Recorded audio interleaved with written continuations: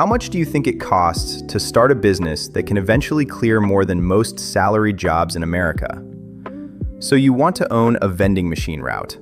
Find a corner of floor space, plug in a box, watch quarters and card taps turn into money while you sleep.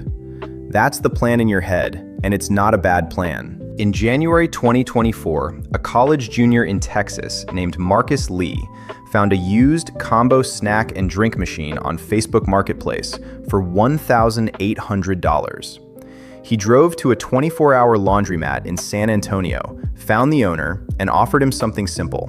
Let me plug this in and I'll give you 15% of whatever it makes.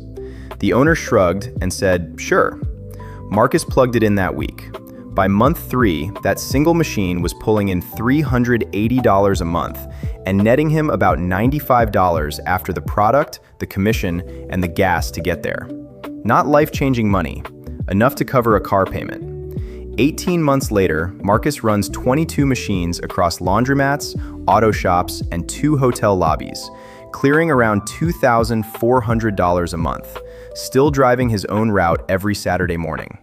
Keep him in your head, because everything you're about to hear either explains how he got there or explains the exact ways this same business quietly destroys people who try to shortcut it. Here's the part that should genuinely surprise you. This might be the only business on this entire channel where the barrier to entry isn't a bank loan, it's a decision. A used combo machine costs between $1,200 and $3,000. A new one from an actual manufacturer runs $3,000 to $6,000. Add $300 to $500 to stock it for the first time, and $200 to $500 for basic licensing, and you can be a legitimate business owner for under $5,000, sometimes under $2,000 if you're patient about finding a used machine. Compare that to what we've covered on this channel before.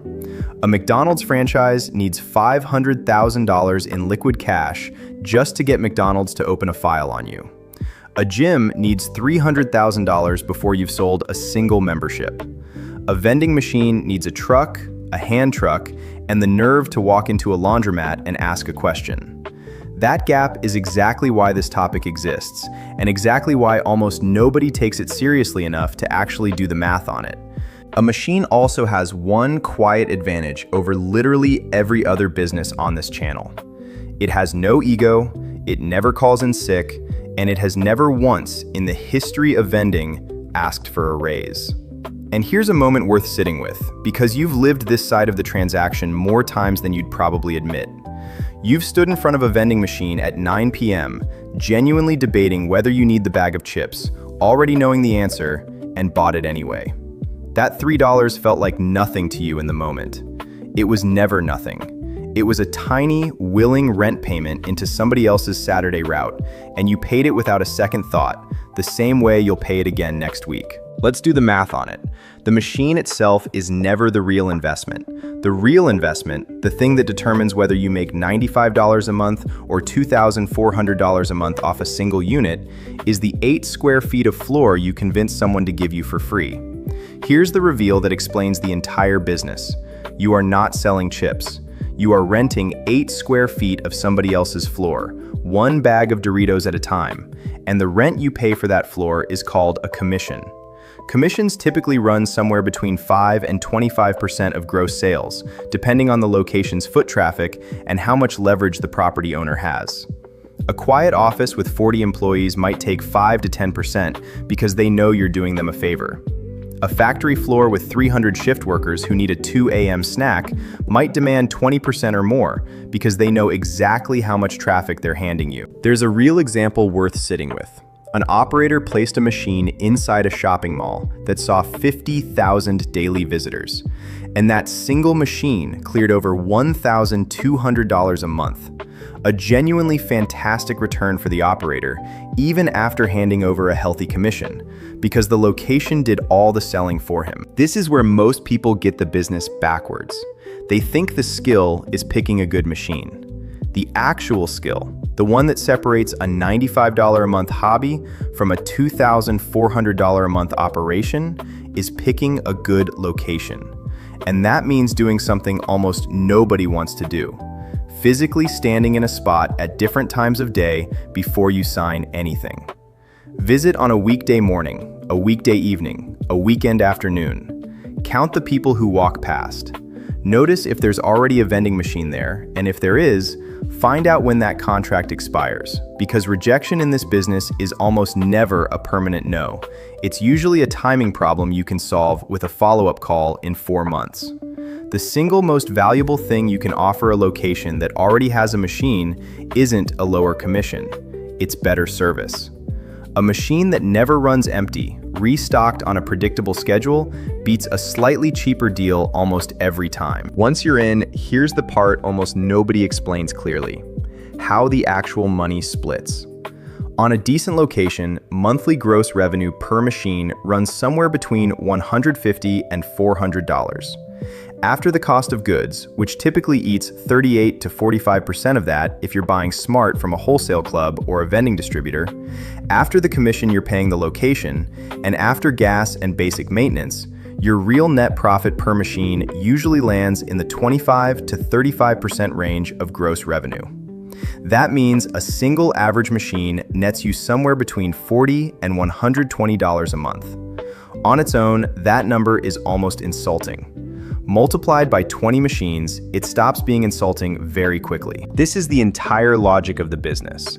No single machine makes you rich, but a route of them, each quietly clearing its own small number every single week without needing you to be a genius, without needing a storefront, without needing a staff, adds up in a way most side hustles simply can't match. And the scaling math is more real than the YouTube gurus make it sound, in both directions.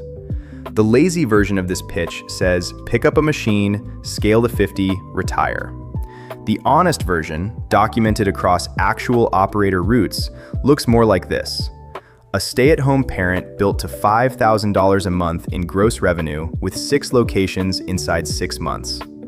A different operator, targeting warehouses and hotels specifically because those locations have captive, repeat traffic, scaled to a 20-machine route generating $50,000 a month in gross revenue within his first year. At the higher end, a fully built operation running over 100 machines can generate $200,000 to $600,000 a month in gross revenue. But at that point, you've stopped running a route and started running a logistics company with actual employees, actual trucks, and actual payroll. Most serious operators who talk about hitting 6 figures in personal income aren't running 500 machines. They're running somewhere between 18 and 40 of them, chosen carefully, serviced consistently. That's the real ceiling for one disciplined person with a van and a Saturday to spare. And it happens to land almost exactly where Marcus Lee is heading. Now for the part of this that should make you slow down, because every business on this channel has a version of this section, and vending has one of the ugliest ones in the entire series. Around 20% of your machines will generate 80% of your profit. That's not a motivational quote, that's an operating reality every serious route runner eventually learns.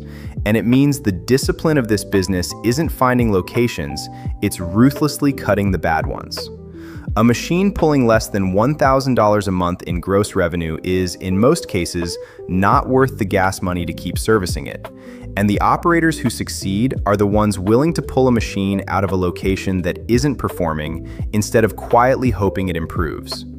Machines don't have feelings, but new operators sure do, and that's usually the actual obstacle. It's emotionally harder to admit a location was a bad bet than it is to just keep driving there every Saturday out of habit. Then there's the physical risk. Somewhere between 10 and 15% of vending machines in the United States get vandalized in a given year, according to bottler industry estimates. And equipment jams alone account for 41% of all machine downtime, which means a meaningful chunk of your fleet is, at any given moment, sitting somewhere not making you a single dollar while still costing you the commission-free rent of occupying that spot. Add cashless payment fees, the occasional broken bill validator, and the 2 to 3 hours per machine per week that the National Automatic Merchandising Association says operators spend on maintenance and restocking. And you start to understand why industry data pegs the failure rate for new vending operators at around 35%. That number isn't about bad luck. It's about people who bought the machine and skipped the unglamorous part where you become, functionally, a very small logistics company. Here's the open loop I planted at the start of this video, and it's time to close it.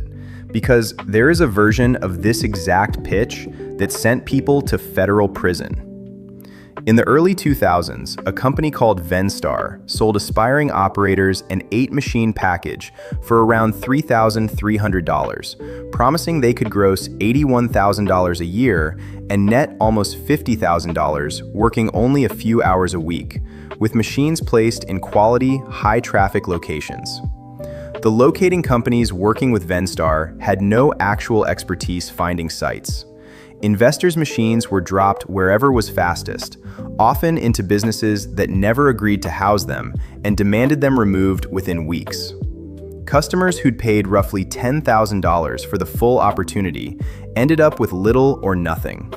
Multiple executives were charged with conspiracy to commit mail and wire fraud, facing sentences up to 20 years.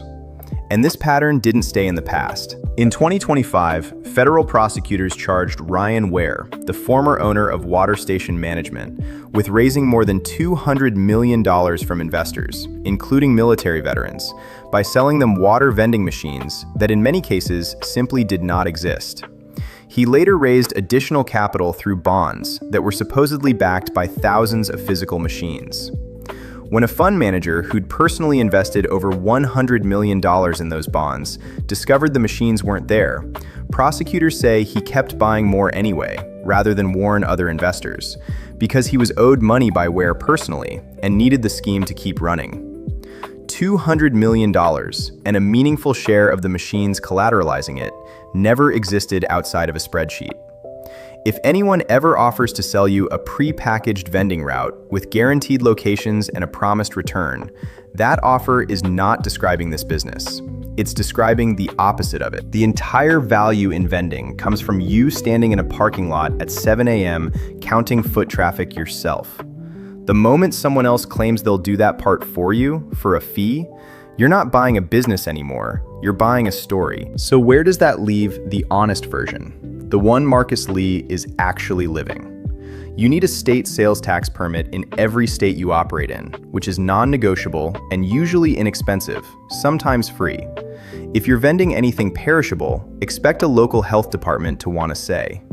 If you cross 20 machines, federal rules under the FDA's menu labeling requirements and ADA accessibility standards start to apply, which is a good problem to have because it means you're no longer a hobbyist.